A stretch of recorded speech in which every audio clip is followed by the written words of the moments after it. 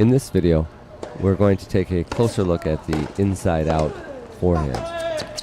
In this clip, we can see the amount of positioning and movement it takes to run around your backhand to hit the inside-out forehand.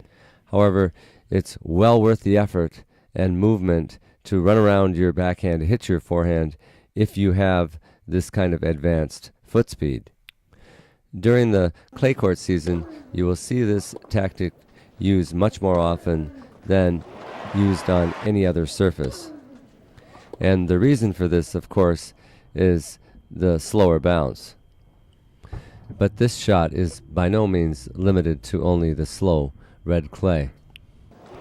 All of these examples are hit on the faster hard courts. In this sequence, we see Nadal eventually maneuvers himself into this position to hit 3 inside-out forehands, and then finishes it off with a drop shot, short angle, cross court. It actually doesn't look like that great of a drop shot, it's just that he catches Roddick too far behind the baseline. So let's look at some of the advantages of using the inside-out forehand. Number one, regardless of how hard you hit your forehand, the mere fact that you run around your backhand to use the inside-out forehand gives the impression that you're confident with the forehand that you have. Number two, usually this is a shot that's hit to your opponent's backhand, assuming that they're right-handed and you're a right-hander. Number three, it sets up the possibility of you either hitting the inside in or inside out from that position.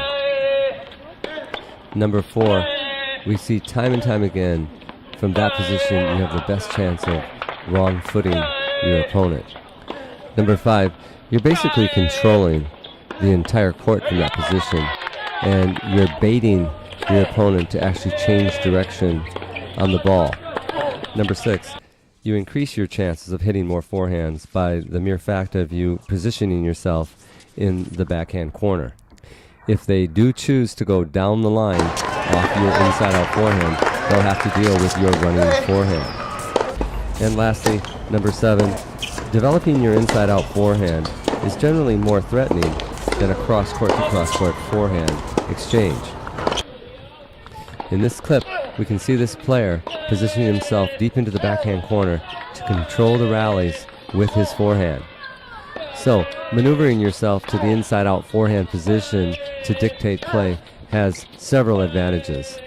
And no one better than Roger Federer can prove this point. At the recent Italian Open, Federer's rally hit point position was tracked. However, I was more interested in how many forehands he was hitting and how he used it to dictate play. I only charted the first 7 games, but his forehands were already outnumbering his backhands by 30 forehands to 21 backhands. He also had 6 forehand winners as compared to 1 backhand.